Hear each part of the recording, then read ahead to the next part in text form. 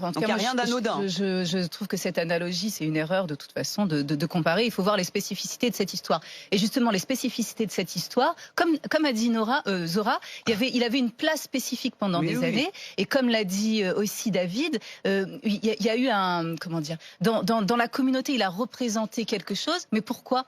Parce que c'était le seul, pendant des années, c'était le seul personnage médiatique musulman qui maîtrisait la langue française et qui donnait en cela une forme de dignité. Et ça, on ne le dit pas souvent. Et on devrait, selon moi, s'interroger sur ça.